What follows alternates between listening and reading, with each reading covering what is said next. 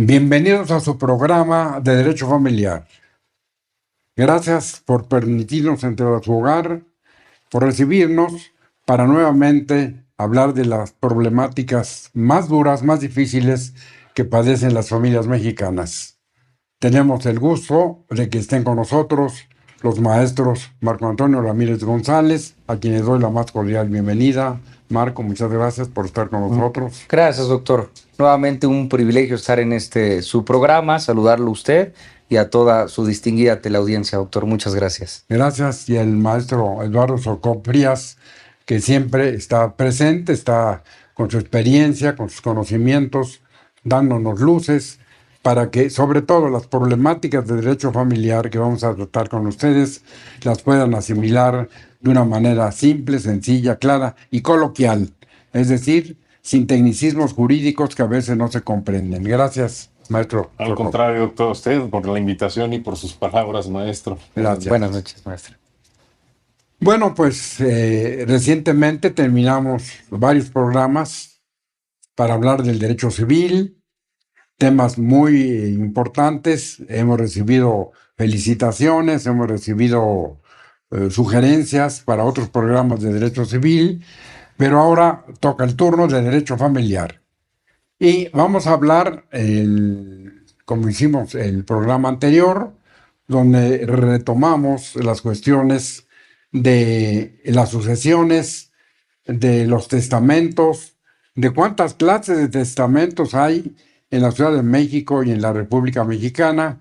Y dentro de eso llegamos a la conclusión de que es importante difundir a nivel nacional en las otras 31 entidades de la República todo lo que se refiere a la cuestión de derecho familiar patrimonial.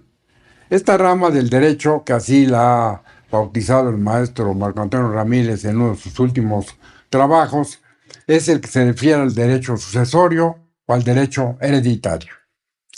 Hoy vamos a tocar el tema sugerente con una interrogante. ¿Existe el testamento conyugal?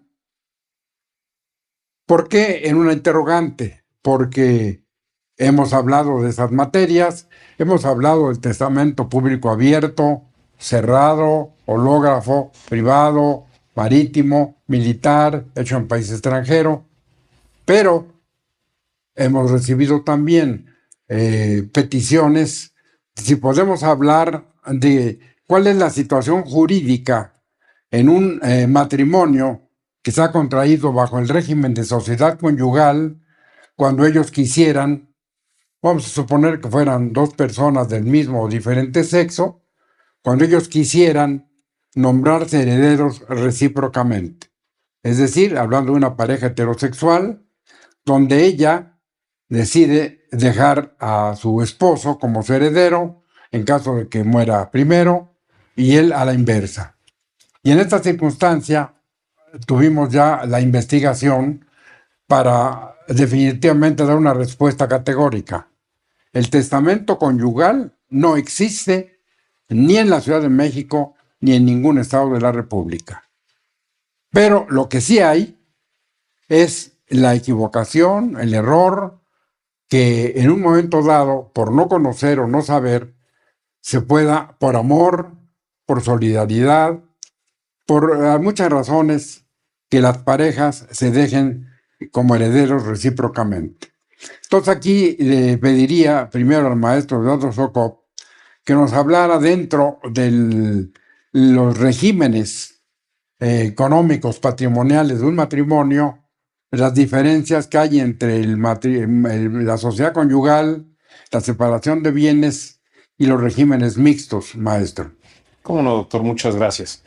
Bueno, primero que nada tenemos que hacer la distinción que para efectos del régimen patrimonial al que se puede sujetar un matrimonio existen de manera genérica dos tipos, la sociedad conyugal y la separación de bienes. La separación de bienes es justamente cuando los cónyuges están de acuerdo en que no pierdan o no salga de su patrimonio los bienes que ellos adquieran tanto antes de contraer el matrimonio o durante la vigencia de este. Y por su parte, la sociedad conyugal es un pacto que, en caso de que no se establezca por los cónyuges, la ley lo prevé, que los bienes adquiridos durante el matrimonio forman una copropiedad o son en partes iguales entre los cónyuges. Esto en un principio. Aquí tenemos que ver también lo referente a las capitulaciones matrimoniales, que es un documento que se celebra, un acto que se celebra junto con el acto del matrimonio, en el cual los cónyuges determinan ya sea el porcentaje que le va a corresponder a cada uno, qué bienes le va a corresponder a cada uno o los bienes comunes, en qué porcentaje le van a corresponder a cada uno de los cónyuges. Además de esto, es muy importante señalar que estas capitulaciones matrimoniales pueden prever excepciones a lo establecido nuevamente de manera genérica por la legislación aplicable, que es que para efectos de la sociedad conyugal, los bienes que se adquieran antes de contraer, de celebrar el matrimonio, o aquellos que se adquieran por herencia, don de la fortuna, dígase ganarse algún premio, lotería, en fin, o aquellos que se reciben por donación, no formarán parte de esta sociedad conyugal, de este régimen patrimonial al cual vamos a sujetar el matrimonio, doctor. Y al hablar de un régimen mixto, justamente derivado de estas capitulaciones matrimoniales, es que podemos encontrar pactos expresos entre los cónyuges en donde determinan qué bienes iban a ser copropiedad de los cónyuges y cuáles van a permanecer para cada uno de los mismos, doctor. Entonces ya tenemos un primer avance que va a completar el maestro Ramírez, porque hay que determinar si te has casado bajo el régimen de sociedad conyugal, qué va a pasar si recibes bienes por herencia, por ejemplo, o una donación, y en un momento dado, que es a donde hay que llegar, cuando ya los cónyuges deciden otorgar un testamento, vamos a pensar que sea el testamento público abierto en la Ciudad de México, ¿en qué condiciones se puede otorgar? Si por amor, por solidaridad, al margen del régimen económico, se quieren nombrar herederos recíprocamente, ¿qué dice la ley? ¿Qué opina el maestro Ramírez? Y para retomar también la figura de la copropiedad, desde el punto de vista del derecho del tanto, y hasta dónde esto puede llegar, maestro Ramírez. Gracias, doctor. Digo, en principio hablar de este tema, lo dijo usted al principio, doctor, esta exposición, la nomenclatura por su trascendencia de ser una norma de derecho familiar patrimonial, porque como ustedes escuchan hay relaciones familiares, ya lo decía el maestro Eduardo Soukup, el matrimonio, dos personas del mismo, de distinto sexo, que se casan, van con el juez del registro civil y en un momento dado van a tener que decidir bajo qué régimen patrimonial se van a casar, bajo lo que decía el maestro Soukup, decidir o sociedad conyugal, que aquí destacando programas anteriores, doctor, hablábamos que en la sociedad conyugal cuando deciden los cónyuges casarse bajo este régimen son jurídicamente copropietarios de los bienes que adquieran durante el matrimonio, y separación de bienes donde cada uno va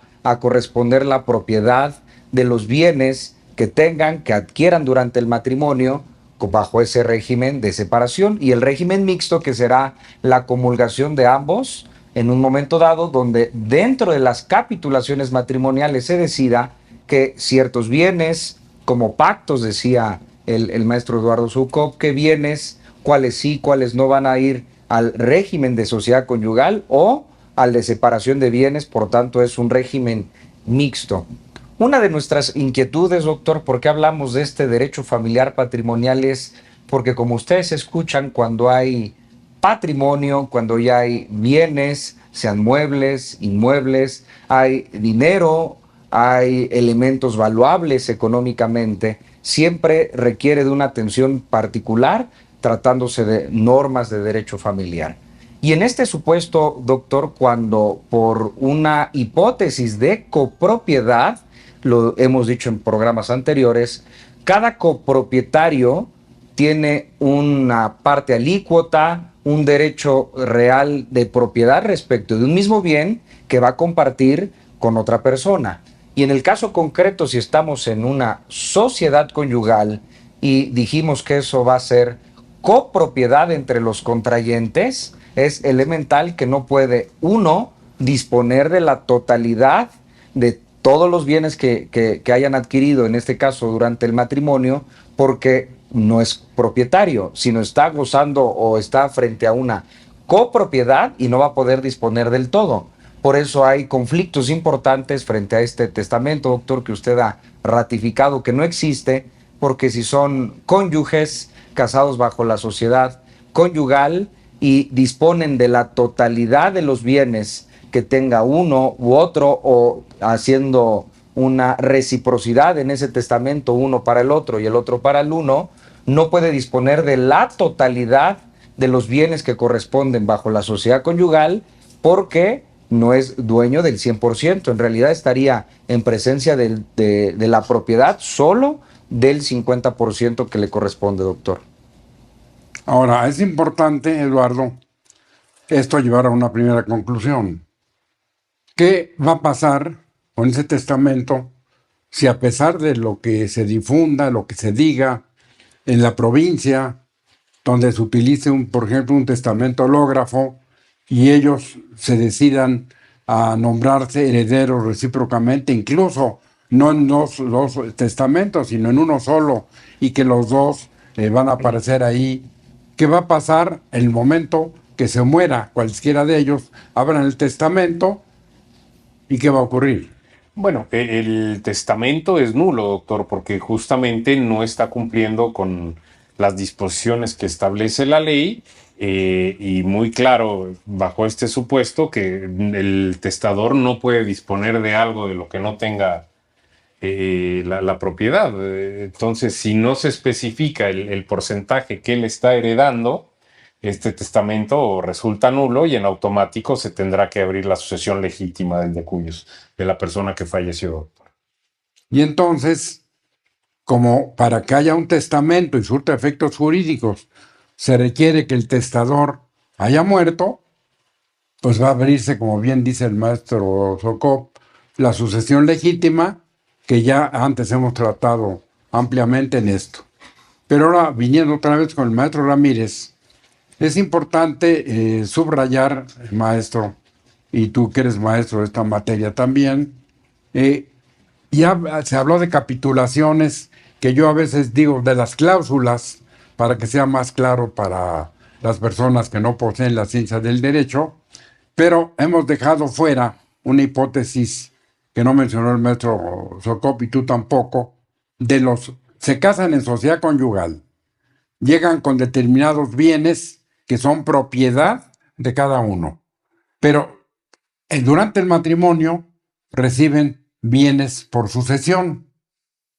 ¿Qué va a ocurrir cuando ellos quieran decidir o determinar qué van a hacer con los bienes que tengan? Vamos a suponer que tienen bienes en copropiedad, unos con los que ya tenían antes de casarse y otros que cuando lo reciben estando casados en sociedad conyugal. ¿Automáticamente es de los dos o tuvieron que haberlo acordado en las capitulaciones? ¿O cuál sería la respuesta? Sí, gracias, doctor. Digo, en principio, esta parte tan importante del derecho familiar, hablar del matrimonio, hablar, lo dice usted con esa salvedad, doctor, de cláusulas, de decisión, de cuál va a ser el destino de los bienes durante el matrimonio. Usted ya decía que es en alguna hipótesis, por ejemplo, que dos contrayentes se casen, pero previamente tengan bienes, o durante esa unión adquieran bienes, o la hipótesis que usted menciona, doctor, que teniendo bienes previos se casan bajo el régimen, por ejemplo, de sociedad conyugal, y dentro del matrimonio, en el lapso del matrimonio, adquieran bienes por sucesión, por una herencia, o bien también las hipótesis por regalos, por donación, o una hipótesis muy interesante también, doctor, de donde la fortuna, que alguno de los cónyuges se gane la lotería, va a surgir esta hipótesis de que, y si va a corresponder, si va a formar parte de la sociedad conyugal, estas hipótesis. En principio, doctor, usted lo ha desarrollado muy bien en todas sus investigaciones al respecto, donde cuando hablamos de las capitulaciones matrimoniales hay una decisión por parte de los cónyuges en decidir bajo qué régimen se quieren casar, como hemos dicho. Ahora, de si tuviera, bueno, en el caso si tuvieran bienes previos, van a decidir si teniendo bienes previos van a formar parte de la sociedad conyugal o van a seguir siendo cada quien propietario de cada uno de los bienes que previo al matrimonio tuvieron. Ahora, en la hipótesis de que se casaron bajo la sociedad conyugal, como dije, los bienes que adquieran durante el matrimonio van a ser copropiedad de los dos contrayentes. Pero hay una hipótesis muy especial que nos dice la ley que los bienes que adquieran por sucesión, por herencia, y además la ley establece y habla también de regalos, de donación, o incluso una hipótesis muy interesante de don de la fortuna, aun cuando los cónyuges se hayan casado por sociedad conyugal, va a corresponder en propiedad del cónyuge que haya recibido la herencia, que haya sido donataria o que se haya, por ejemplo, ganado la lotería. Es decir, dentro de la sociedad conyugal no va a formar parte de la sociedad, sino de cada uno de los cónyuges, pero la ley también nos agrega un punto y coma aparte. Salvo pacto en contrario que los cónyuges, dentro de las capitulaciones matrimoniales, dentro de estas cláusulas, hayan decidido que esta clase de bienes formen también parte de la sociedad conyugal. Entonces vemos hipótesis muy interesantes de los bienes, de la herencia, del don de la fortuna, de bienes muebles, de dinero, cómo en el matrimonio va a haber sociedad conyugal o bien separación de bienes, o en un momento dado, lo decía el maestro Eduardo Sukop, un régimen mixto donde comulgue, donde concurra tanto bienes que formen parte de la copropiedad de los cónyuges y también bienes que sean exclusivos de cada uno de ellos en propiedad, doctor. Pues ya se plantea una problemática muy interesante que ahora seguramente con tu experiencia de litigante, de asuntos notariales, etcétera, ¿qué le sugerirías a la distinguida teleaudiencia frente a toda la problemática que señala el maestro Ramírez para que al otorgar su testamento, sea cual fuere, e incluso al decirle al notario, esto es lo que queremos, qué es lo que aconsejarías frente a esa problemática para que después de muertos se cumpla su voluntad? Gracias, doctor. Bueno, aquí de una manera mi recomendación, doctor, es especificar, si bien no un listado de los bienes de los que uno es propietario, sí utilizar la fórmula y expresar que lo que se está heredando es los derechos que le correspondan sobre una universalidad de derechos, sobre la totalidad de los bienes que tenga. Pero al establecer esta fórmula dentro de la redacción del testamento, podemos omitir cualquier problema futuro. ¿Por qué? Porque yo ya estoy expresando textualmente, de manera expresa, lo estoy diciendo, que son los bienes de los que yo soy propietario, los que estoy heredando. Entonces, con esta fórmula, doctor, estamos previendo la solución de un posible problema futuro al expresarlo de una manera diferente, ¿no? Al decir yo quiero heredar la sociedad conyugal o la totalidad de los bienes que están a mi nombre, sí es muy importante especificar que los derechos que me correspondan sobre determinados bienes o sobre la universalidad de los bienes de los cuales yo soy propietario. Y entonces, una pregunta más de las que nos han formulado quienes nos honran viéndonos y llegando a su casa, es inclusive la palabra tiene varios significados, porque se han designado ya herederos recíprocamente. Hicieron las cosas muy bien, van en el mismo avión y se cae el avión y los dos se mueren. Entonces surge esta teoría que llaman de los comurentes o los comurientes. ¿Qué puedes señalar respecto a esta? Gracias, doctor. Bueno, aquí es muy importante en el certificado de defunción y posteriormente el acta de defunción ver la hora en la cual fallecieron, porque incluso, y es una realidad, por segundo se puede dar la transmisión de propiedad por causa de muerte. Entonces, si no se logra determinar con toda certeza cuál de los dos cónyuges falleció primero, no hay una transmisión de propiedad por causa de muerte entre ellos y nuevamente se tiene que aperturar la sucesión legítima. Ahora, si hubieran nombrado herederos sucesivos, ¿cuál sería la solución? Bueno, justamente eso, ver o determinar a falta de, no quiero decir los herederos principales, pero bueno, los herederos en primer lugar, a falta de estos, ¿quiénes son los que concurren a la sucesión de la persona que falleció? Pero a ver, muchas veces, eso yo me lo he encontrado en la práctica, que las personas murieron en el mismo accidente o con una diferencia que es casi imposible de probar. Entonces, la solución, a ver qué te parece o qué le parece al maestro Ramírez, que los den por muertos al mismo tiempo, Marco. Bueno, es una tesis, doctor, muy, muy interesante porque, como usted lo dice, ya lo ratificaba el maestro Eduardo Zhukov, la realidad en derecho sucesorio, para que haya transmisión hereditaria, como lo decía usted, se requiere un muerto y un vivo que pueda recibir esa herencia, ya sea por un testamento o bien, si no lo hay, por sucesión legítima. Y esta tesis de los comurientes, de los que mueren en el mismo desastre, usted ponía el ejemplo, doctor, en un mismo avión, que son familiares tal vez, o que a su vez son herederos recíprocos, como en el caso del testamento conyugal, y la ley nos dice que si mueren en el mismo accidente y no se puede determinar a ciencia cierta quién murió antes y quién murió después, esto a efecto de que una vez muerto, uno que siguiera vivo, haya transmisión hereditaria. Y no se puede saber a ciencia cierta quién murió antes o después, no hay sucesión, no hay transmisión hereditaria. Y si hay un testamento, por ejemplo, y no se logra determinar cuándo murió el autor de la sucesión, el testador, y viene el heredero, y como no hay sucesión, no hay transmisión, ese testamento pues dejará de surtir efectos, porque faltará una parte muy importante que nos va a decir la ley, falta de personalidad del heredero para poder heredar, es decir, que esté vivo, y se aperturará la sucesión legítima, porque la ley ordenará, como ya se declaró, pues sin producción de consecuencias de derecho, estas disposiciones por la incapacidad y la apertura de la sucesión legítima. Y otra, y bueno, frente a esto, una alternativa, doctor, una alternativa de solución frente a tantas hipótesis prácticamente de la vida, de los accidentes, de que a veces la realidad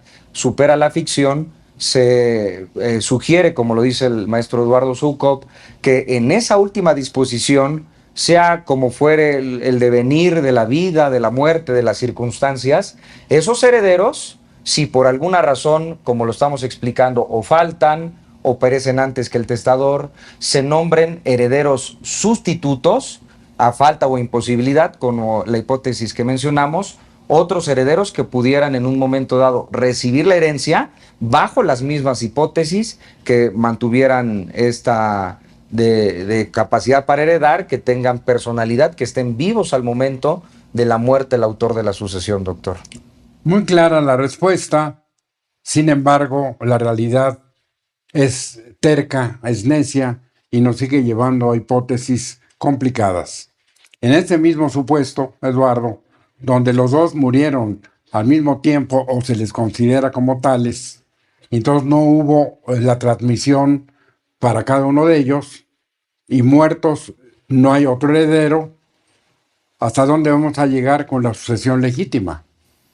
Gracias, doctor. Bueno, en última instancia, la heredera será la beneficencia pública, doctor, bajo este supuesto. No, pero aquí hay parientes. Bueno, entonces ya justamente derivado de la apertura de la sucesión legítima, se verá cuáles son los parientes, o cuáles son los parientes más cercanos al autor de la sucesión, para que estos entonces sean los que reciban los bienes que en su momento correspondieron a la persona que falleció, doctor. Entonces, volviendo al tema inicial, que no hay testamento conyugal, pero sí hay copropiedad. Entonces sería interesante, Marco, reiterar cuáles son los principios de la copropiedad.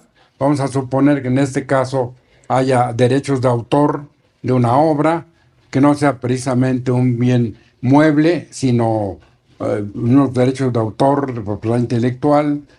¿Cómo se manejaría esto? Sí, sí, doctor. Aquí, en este supuesto, digo algo que hemos hecho reiteradamente en el programa, doctor, también en sus obras, atender en principio a la etimología, porque la etimología nos va a dar el conocimiento verdadero de la palabra. Si hablamos de copropiedad, estamos hablando que existe una propiedad de dos o más personas, que esos copropietarios van a gozar de un derecho de propiedad respecto de uno de los principios de la copropiedad, que es la parte alícuota. La pars alícuota, que decían incluso los romanos, que ese es un derecho de propiedad de una parte matemática, aritmética, dividida, imaginaria, que le va a corresponder en un porcentaje a la persona que forma parte de la copropiedad. Por ejemplo, en el caso que se está exponiendo, si son dos, su parte alícuota corresponderá del 50%, pero por ejemplo, si fuere una casa o un bien que no admite cómoda división, como por ejemplo en hipótesis de animales, de un caballo, no significa que si son dos copropietarios, uno lo va a partir a la mitad y va a ser copropietario de la parte de atrás, de las ancas, y el otro de la cabeza, sino van a ser copropietarios de todo el caballo, pero van a tener un principio de la copropiedad, que es la parte alícuota, que tendrán este derecho de propiedad respecto de esta parte alícuota. Gozarán de un proindiviso, como hemos dicho, otro principio de la copropiedad. Este proindiviso, porque siendo copropietarios, el bien está unificado en copropiedad. Pero también otro principio de la copropiedad es que los copropietarios respecto de esos bienes no están obligados a permanecer en la indivisión. Y aquí va a surgir una figura de la copropiedad, que es cuando uno de los copropietarios, al no estar sujeto a la indivisión permanentemente y quiera vender, transmitir su parte alícuota, el otro copropietario o copropietarios gozarán de un derecho de preferencia del tanto para que se les prefiera en esa transmisión, en esa enajenación, de modo que alguno de los copropietarios, al no estar obligado a la indivisión, va a vender su parte alícuota, su parte aritmética y lógica que corresponde por parte de ese bien. Primero se la tendrá que ofrecer a alguno de los copropietarios o el copropietario para que la compre, porque goza de preferencia. Y la ley me va a dar una hipótesis donde se le tiene que notificar a alguno de los copropietarios, que tienen 8 días para poder hacer uso del derecho de preferencia del tanto. Transcurridos los 8 días, se pierde este derecho y ahora ese copropietario podrá vender a una persona extraña a esa copropiedad. Pero esos son los principios de la copropiedad, doctor. Muy bien, bueno, pues ahora vamos a ir a algo más simple, que tu experiencia, Eduardo, seguramente nos va a dar luces y seguramente te dará algunos recuerdos importantes de todas tus actividades realizadas con diferentes notarios. Ya hablamos de copropiedad, hablamos del derecho del tanto, pero en tu experiencia, para sugerir a la distinguida teleaudiencia, no es lo mismo hablar de copropiedad que tener un título de propiedad. ¿Cuántas veces la gente empieza a tener graves problemas porque no encuentran la factura del coche, la factura, la escritura, la de la casa, etcétera? ¿Qué le sugerirías a la distinguida teleaudiencia? No tanto para hacer un testamento, sino poner orden. Decía la doctora Rodríguez y Rodríguez de que este era un problema permanente en las notarías, porque, pues sí, tienen todas las propiedades, pero no tenían cómo acreditar. Gracias, doctor. Bueno, aquí en principio, si no se cuenta con el título de propiedad, con el testimonio de la escritura, lo primero y más recomendable es acercarse con el notario que en determinado momento la llevó a cabo para solicitar la expedición de un testimonio posterior, un testimonio ulterior al que ya le había sido entregado. En caso de que el notario ya no cuente con este instrumento, uno puede igual acercarse al Archivo General de Notarías, que es en donde se resguardan los protocolos, los documentos en donde el notario asienta los actos o los hechos, los actos jurídicos o los hechos que le constan, y aquí también puede solicitar la expedición de este documento, doctor. Esto es muy importante y me gustaría manifestarlo ante su teleaudiencia, que el documento que uno tiene, la escritura, no es en sí el que lo acredita como propietario, el ostentar el documento. Lo importante es el contenido del documento. Entonces, si este primer testimonio se llega a extraviar, no hay ningún problema, uno se puede acercar, como lo comenté anteriormente, ante el notario público o bien ante el Archivo General de Notarías y solicitar la reexpedición de este documento. Entonces, por ejemplo, una persona que ha sido designada como heredera en un testamento y habita la casa, pero ella no tiene ningún documento excepto el testamento, ¿de qué manera ella va a poder acreditar la propiedad? Porque mientras esté así, pues no es la dueña, o no sé qué pienses o qué diga la ley, porque tiene un derecho, que eso es muy importante. Cuando muere el autor de la misma herencia del testamento, pues aparece el derecho que tienen los herederos, pero no reciben ningún bien. Gracias, doctor. Sí, es muy importante iniciar y concluir los trámites sucesorios. ¿Con esto qué quiero decir? Bien, si hay un testamento, comparecer ante el notario público o ante el juez de lo familiar, aceptar la herencia, los derechos, las cargas, las obligaciones que le dejó el testador, el propietario, el autor de la sucesión, y aceptar o designar al albacea respectivo.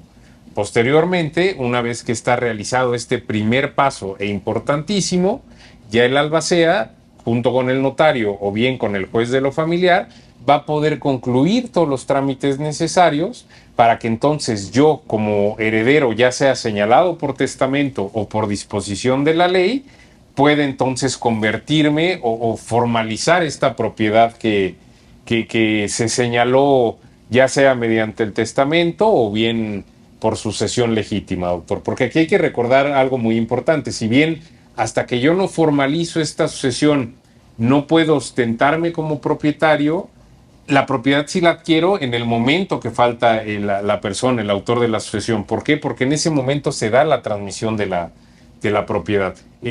Carece de forma, me permito decir que está viciado de una nulidad relativa, doctor, pero una nulidad relativa que puede producir efectos siempre y cuando se cumplan con los pasos que la ley establece o que la ley ordena. A ver, Marco, esa es la opinión del maestro Socó. Yo difiero de esa opinión porque entiendo, y ahora vamos a tu experiencia, al morir el testador, ¿adquieres los bienes o derecho a la herencia? Sí, no, lo segundo, doctor, el derecho hereditario. Se adquiere un derecho a la herencia, más no los bienes, porque digo, como usted lo ha desarrollado, se tiene un procedimiento que atender, ya sea con el notario, con el juez, a efecto de esa masa hereditaria, esa universalidad, esa herencia que tendrá bienes, muebles, inmuebles, derechos, obligaciones, cargas. Primero es un derecho, bueno, tiene un derecho sobre la masa hereditaria, hay que hacer una liquidación de la herencia, pagar las deudas, un inventario, una partición y ya posteriormente una adjudicación, que ahí estará ya los bienes frente al procedimiento sucesorio respectivo, pero previo a todo se tiene un derecho a la herencia, doctor. Pero a ver, Eduardo, en eso, porque es muy importante, dado que hay diversos criterios, tú puedes en un momento dado vender los derechos de una herencia. Sí, doctor. Pero cuando muere el testador o se abre la sucesión legítima, ¿qué es lo que tienes? Porque según lo que se escuches, que ya tiene los bienes. Bueno, aquí es muy importante hacer la distinción y con base en lo que comenta el maestro Marco Antonio Ramírez, jurídicamente no sabemos qué bienes comprenden esta sucesión, sino hasta que se presente el inventario y los avalúos de los bienes para la misma.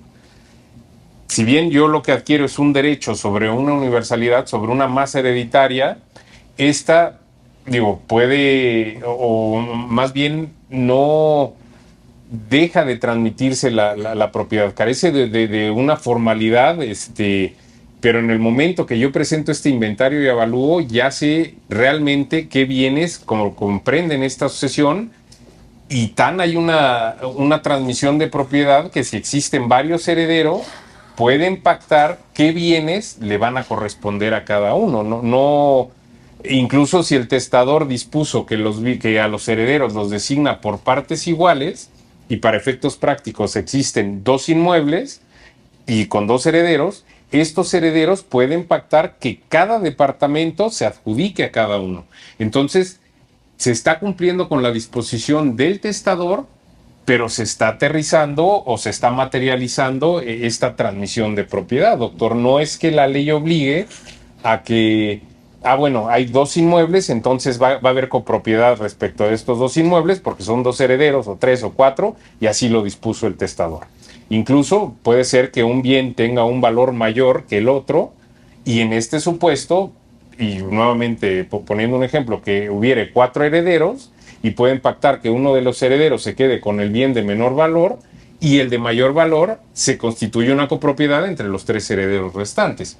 Entonces, para poder pactar esto, forzosamente tiene que haber una propiedad para yo poder disponer de la misma y hacer esta transmisión o esta partición, doctor. Ese es el criterio bajo el cual yo sustento que la transmisión de propiedad sí se da en el momento del fallecimiento del testador y no hasta que se adjudican los bienes de la herencia. Y entonces, hoy se muere el señor y mañana yo soy el dueño. Sí, que carezco de la formalidad para disponer del bien, pero no por eso es que yo no sea dueño de los bienes que constituyen la masa hereditaria. Simplemente jurídicamente yo aún no sé cuáles son los bienes, aunque de hecho lo sé, la ley me exige determinados pasos para yo jurídicamente poder saber cuáles son estos bienes. Pero el inventario y avalúo justamente se presenta respecto a los bienes que uno tiene conocimiento que comprendían la sucesión. No es que en el momento que se presente este inventario y avalúos surgen bienes de los que, en algunos supuestos sí, pero para efectos prácticos no es que surjan más bienes de los cuales yo como heredero no tenía conocimiento. Hay sucesiones que pueden ser de cantidades muy importantes o de muchos bienes en donde se puede dar este supuesto, pero por lo general en las sucesiones el heredero de antemano sabe qué es lo que se le está, qué bienes son los que comprenden esa sucesión, doctor. Pero tú ya dijiste, y también Marco hablaba del inventario y avalúo. Y yo voy en la misma hipótesis, porque no estoy de acuerdo en que si hoy muere, mañana tú eres el dueño. Si hubiera una impugnación, si no se hacen las 4 secciones, si no se hace todo esto para entregarte el bien, lo que tuviste, porque fuiste designado heredero, es un derecho, es herencia. Ahora yo tengo esa duda, tú me la vas a resolver, o Marco. Entonces yo ya al día siguiente digo, como yo soy heredero de este edificio, que era lo que tenía mi papá, te lo vendo.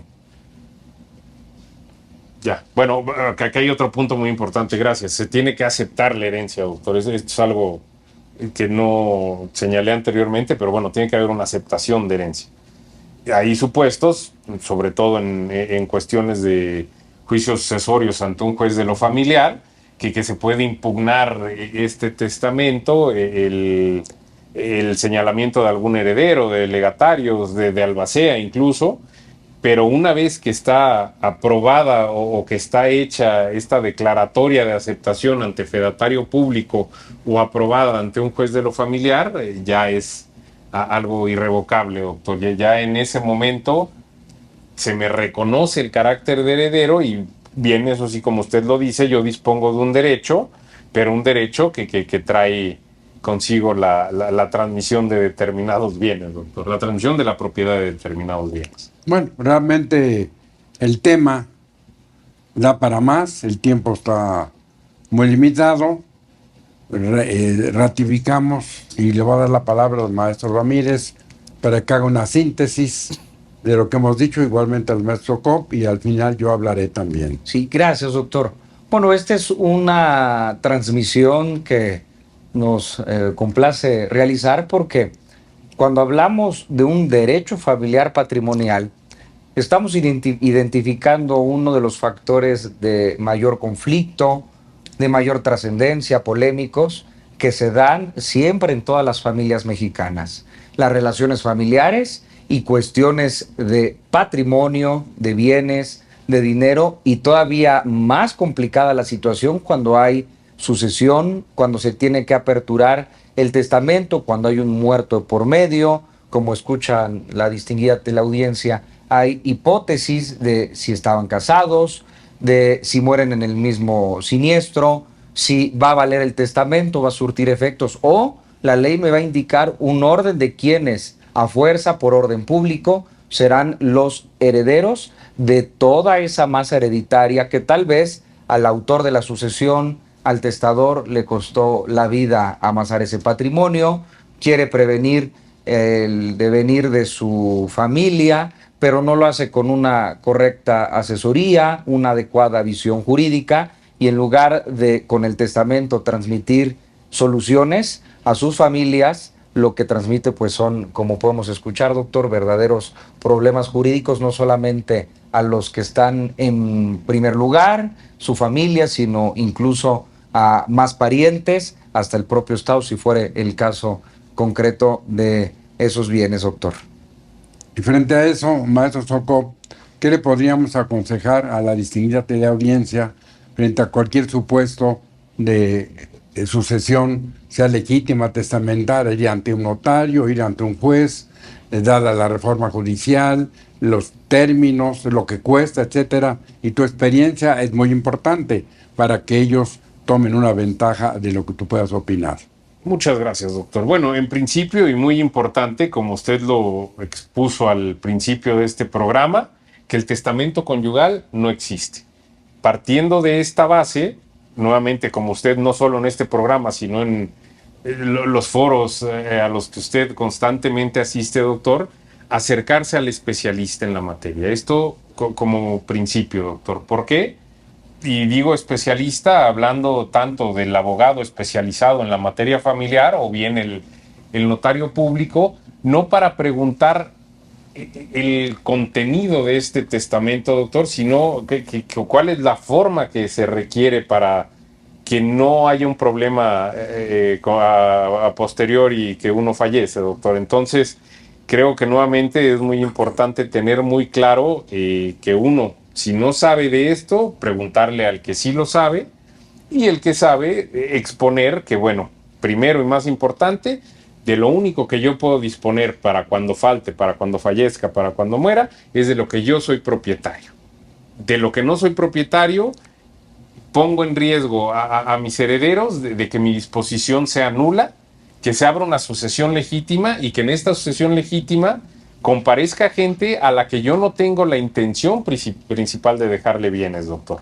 Y aquí digo, un supuesto a lo mejor interesante es que yo tengo hijos mayores de edad, tengo a mi esposa, y yo en mi testamento le quiero heredar todo en un principio a mi esposa, que ya es una persona de edad, que no trabaja, que vive del patrimonio que incluso pudimos haber realizado juntos.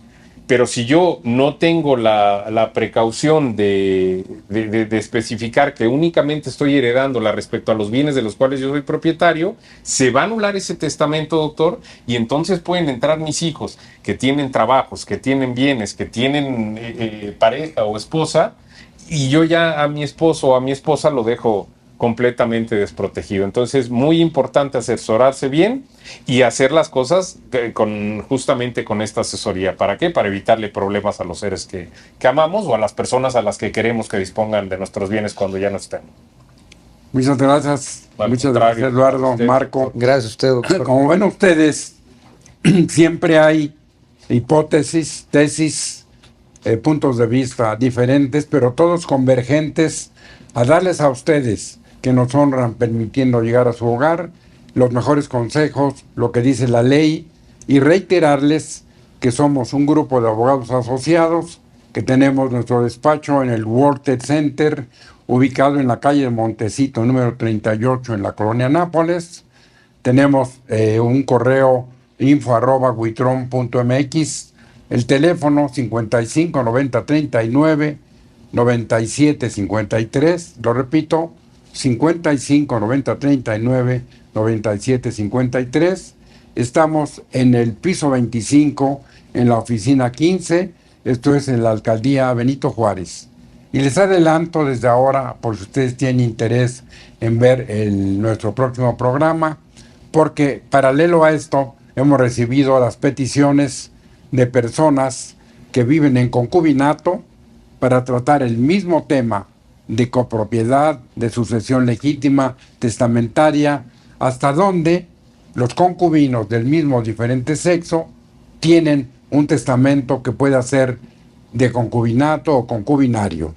Por lo pronto, les agradecemos su atención. A los maestros que están conmigo igualmente, y a ustedes les recuerdo, lo mejor está por venir.